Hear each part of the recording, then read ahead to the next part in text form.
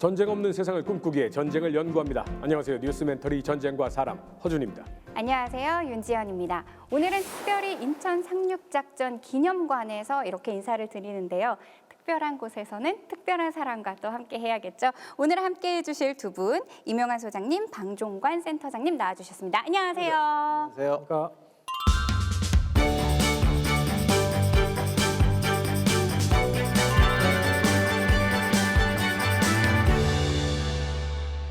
저희가 이 인사드린 장소를 보시면 오늘 주제는 굳이 힌트를 드리지 않아도 인천 상륙작전 기념관에서 어떤 이야기를 하겠어요? 2차 대전 얘기하려나? 그러니까요. 근데 오늘 주제에 대해서는 특별한 분이 영상으로 준비를 했다고 하거든요. 먼저 화면을 만나보시도록 하겠습니다.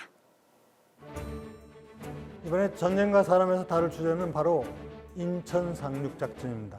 인천 상륙작전은 정말 6.25 전쟁이 나고 전세가 불리한 상황에서 이를 극복한 위대한 전쟁사의 한 부분이기도 하지만은 오늘의 자유대한민국을 지킨 위대함이 있기 때문에 이것을 주제로 정해봤습니다.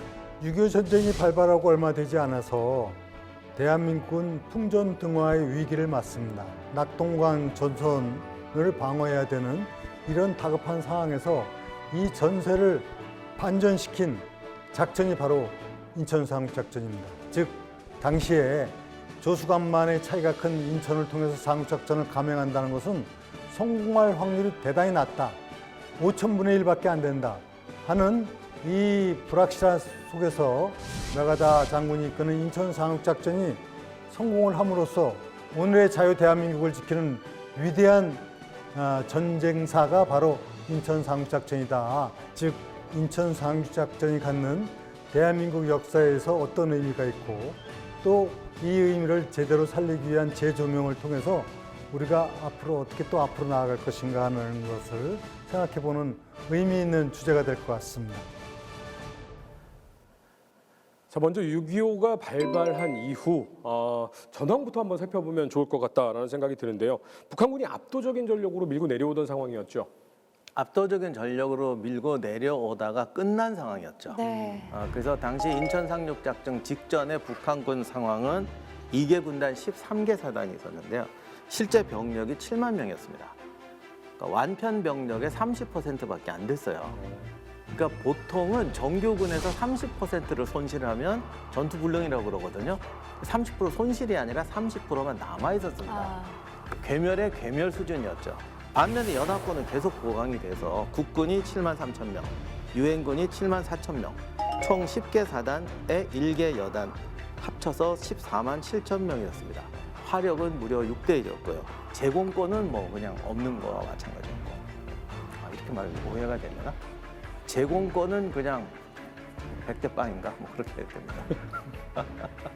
아니 지금 이런 상황에서 사실상 저희가 뉴스멘터리 전쟁과 사람에서도 여러 번 말씀을 드렸지만 상륙작전이라는 것이 굉장히 따져봐야 할 것들도 많고 힘든 작전인 거잖아요. 근데 그럼에도 불구하고 메가더 장군이 상륙작전을 생각한 배경은 어떻게 되나요? 메가더가 사실은 정말 상륙작전 전문가였어요. 그러니까 상륙작전의 디테일한 걸 많이 안다가 아니라 상륙작전을 전략적으로 가장 제대로 활용한 장군이었죠. 상륙작전을 통해서 흔히 망치와 모르라고 그러는데 뒤를 끊고 보급로 끊고 후퇴하는 애들을 잡고 이런 식으로 했기 때문에 메가더는 사실은 그 점은 높이 평가해야 돼요. 저희가 이제 다 알고 있는 그 작전 네. 시작이 되는 거죠. 예, 오퍼레이션 크로마이트. 이거는 또 광물의 이름을 또 땄더라고요. 그래서 광물의 이름을 따면 굉장히 특징이 없다 보니까 보안에 잘 유지될 수 있다. 뭐 이런 점을 고려했다. 이런 이야기도 있습니다. 근데 사실 이 인천 상륙 작전이 굉장히 어려운 작전이었잖아요. 특히나 인천 하면은 이 조수간만의 차가 원체 크다 보니까 지형적으로 이게 쉬운 건 아닌데 어떤가요? 실제로 인천 상륙작전은 뭐 유례가 없는 여러 가지 난관이 있었다라고 얘기를 합니다. 일단 그 난관이 뭐냐를 말씀드리면 인천 앞바다 갯벌이 15km입니다. 지금은 이제 많이 메꿔가지고 그렇게 없는데 그러시는 분이 많은데 그러니까 워낙 이게 심해요. 거기다가 차이가 너무 크죠. 만조 때 수위가 9.5m입니다. 썰물 때는 실제로 뭐 0.15m, 그건 평균치고 말씀하신 대로 이제 고인대만 있는 경우도 많습니다. 그렇기 때문에 하루 중에 몇 시간만 배가 항구에 들어올 수가 있어요.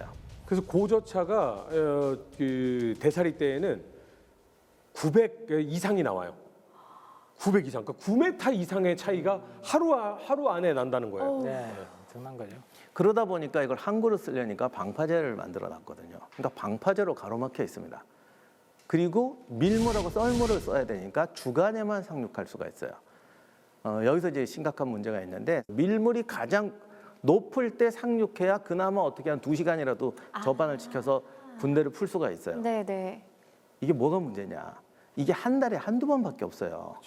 그러니까 상륙하는 날이 예측되는 거예요. 아, 노출이 되는군요. 예, 그날밖에 없어요. 중국 참모부에서 정확하게 예측을 합니다. 9월 15일이다. 시간도. 시간도 뻔해요. 네. 그 밀물. 시간은 정해져 있어요. 물대표가 이미 그러니까요. 1년 전에 나와요. 그래서 상륙 당 날짜까지 북한 쪽에 가르쳐 줬어요. 그러니까 이게 사실은 이게 제일 말도 안 되는 상황이었는데 이제 이거를 이제 무시하고 들어가는 거죠. 그래서 이제 결국에는 상륙 작전의 장소는 인천으로 정해졌습니다. 그래서 9월 15일 날 인천 상륙 작전이 펼쳐지게 되는데요. 이 전에 준비 과정은 어땠나요? 준비 과정을 전체적으로 보면은 굉장히 시간이 부족한 상태에서 부대를 상륙에 필요한 부대를 만들어내는데 어려움을 겪는 과정이었다 이렇게 정리할 수 있습니다. 왜냐하면은 거기서 이제 대체적으로 보면은 이 정도의 규모의 상륙 작전을 준비하기 위해서는 적어도 한 160일 정도 시간이 필요하다 이렇게 통상적으로 평가를 하는데 실질적으로 상륙 작전 결심이 있고 나서 준비하는 시간을 한 50여일밖에 안 돼요. 그러니까 시간이 3분의 1로 줄은 상태에서 준비를 해야 되는데 해병대를 준비하는데 무지 힘들었습니다. 그러니까 당시에 태평양 전쟁에서는 해병대가 6개 사단이 있었거든요. 네. 마지막 순간에는. 근데 2개 사단으로 줄이고 병력을 3분의 1로 줄였습니다. 이 부대들은 결국은 병력이 없어서 어떻게 했습니까? 동원령을 발령해서 동원령을. 그래서 예비군들 막 동원해가지고 만들어서 언제 출발했느냐? 8월 말에 출발해서 9월 6일쯤에 일본에 도착했습니다. 이제 1년대와 7년대가 더 그 아이러니한 것은 한 개 대대는 어디서 왔느냐 하면 지중해에서 왔습니다. 크레타 섬에서. 거기서 언제 출발했느냐? 8월 초에 출발해서요. 수에즈 운하를 거쳐서 저기 인도양을 거쳐서 말라카 해협을 거쳐서 일본까지 도착했는데 9월 9일 날 도착해요. 아니 근데, 그러면 화물선로 들어왔고. 예. 근데 체력이 많이 떨어졌을 것 같아요. 그렇죠. 그리고 또 여담으로 한 말씀 더 드리면 네. 태풍이 좀 도와줬습니다. 태풍이. 9월 초에 원래 우리나라에 태풍이 많이 오잖아요. 네. 그런데 9월 13일, 14일, 15일 날 대한해협으로 이제 특급 태풍이 들어온다고 예보가 뜬 겁니다. 네. 케지아라는 태풍이었는데 이게 다행히 이게 운이 따랐던 건 뭐냐면은 14일 날, 15일 날 대한해협을 통과한다는 겁니다. 그것이 만약에 14일 날, 15일이 대한해협이 아니라 그 통과하는 시점이 만약에 그 시점이 인천 지역으로 만약에 그 태풍이 지나갔다면 작전은 불가능합니다. 그래서 14일 날, 15일 날 대한해협으로 빠져나가니까 상륙작전 부대들이 9월 10일부터 막 요코하마, 고베, 사세보 이렇게 막 출발하는데요. 그 날짜를 예정보다 반나절 하루 정도 빨리 당겨서 태풍이 지나가자마자 뒤로 이렇게 올라갑니다. 인천 쪽으로. 그리고 태풍이 빠져나가서 인천 상륙작전이 9월 15일 날 아주 고요한 그 바다의 해상 기상 조건을 누리면서 작전이 시작될 수 있었던 겁니다. 자, 본격적으로 인천 상륙 작전의 계획에 대해서 알아보기 전에 예전에는 그 근처가 전부 해수욕장에 다 바다였다. 이 지형을 알아야지만 상륙 작전을 할 수 있습니다. 두 분께서 직접 지형과 이때 작전 계획에 대해서 설명을 해주신다고 하거든요. 들어보도록 하겠습니다. 네. 기념관 이렇게 모형도를 보니까 제가 군에 있을 때 그 사판이 생각이 납니다. 그 훈련 마지막 단계에 가면은 A 부대, B 부대 이렇게 협조는 어떻게 하고 그다음에 뭐 기동과 화력은 어떻게 하고 이런 것들을 쭉 조율할 때 모래로 이렇게 3차원 모형을 만들어 놓고 이렇게 하거든요. 인천을 방어하려면 이 월미도가 앞에 딱 나와줘가지고 좌우를 견제해줘야 되는 거죠. 네. 그러니까 상륙할 때는 일단 월미도를 제압하고 들어가준다. 이렇게 나올 수밖에 없네요.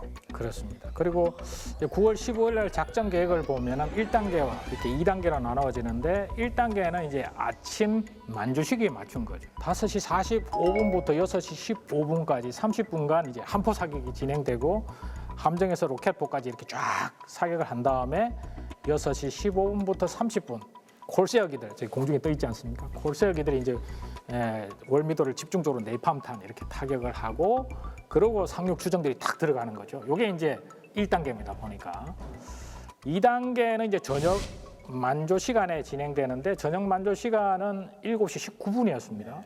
그러니까 이때 이 미군이 태평양 전쟁에서 상륙 작전을 60회에서 거의 80회까지 어마어마하게 해봤는데 인천 상륙 작전은 그 해본 적이 없는 특이한 계획이 하나 있었어요. 그게 뭐냐면 방금 말씀하신 대로 1단계, 2단계로 나눠지는 거죠. 그래서 1단계로 월미도 하고 저녁 때 이제 본대가 상륙하는.